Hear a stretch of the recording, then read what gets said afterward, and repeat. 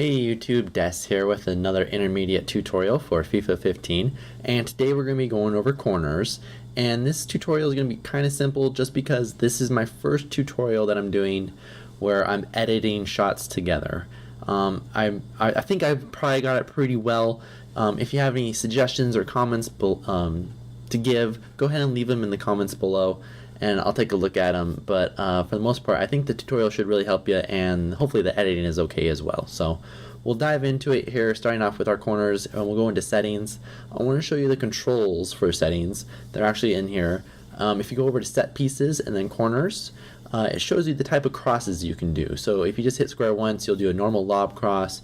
Hit it twice, you can do a low cross. 3 times will get you a ground cross, and then you can just use X to do a normal pass if you're going to call for a receiver.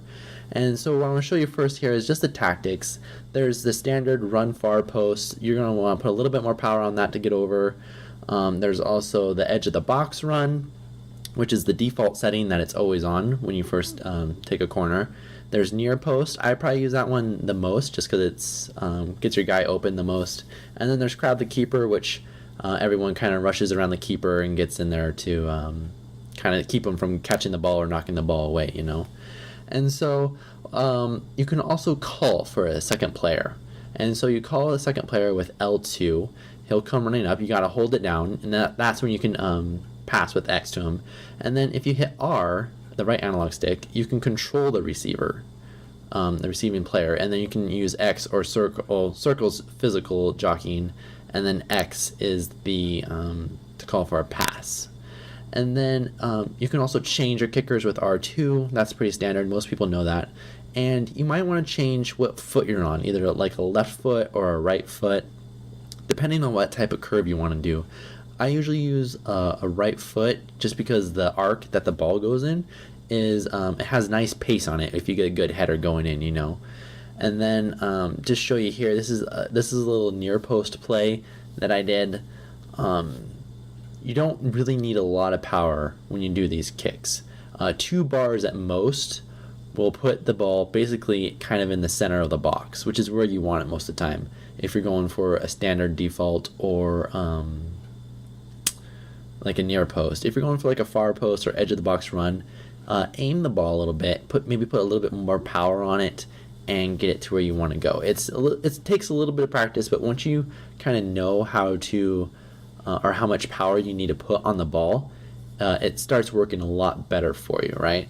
And so these are just playing through the corners that I've been doing, and I just want to kind of suggest right now, if you haven't watched my heading tutorial, my heading crosses tutorial, go watch that, because that helps you a lot when you're taking your corners, because you want to be jockeying for the ball with L2, and then the actual heading part is a little tricky. It's in the beginner tutorials, but it's at the end where you should kind of be comfortable with pressing, you know, a bunch of buttons all at once, because you need to tap circle to get some power, and then when the ball comes in you need to tap circle again and flick with the left analog stick.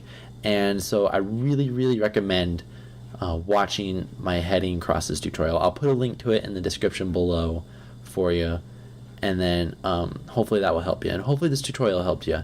So just keep in mind those tactics when you're using them. Find ones that work for you. Near post works the best for me, just because either a guy kind of at the edge of the box will run in, or a guy just at the front will be open and he can get a good little header in there. So hopefully this tutorial helped you guys. Thanks for watching. It's my first tutorial I did where I edited the shots together and everything. Hopefully it was good for you. If you like my content, go ahead and subscribe, and then if you like this video, go ahead and give it a thumbs up, and I'll see you next time. Thanks for watching.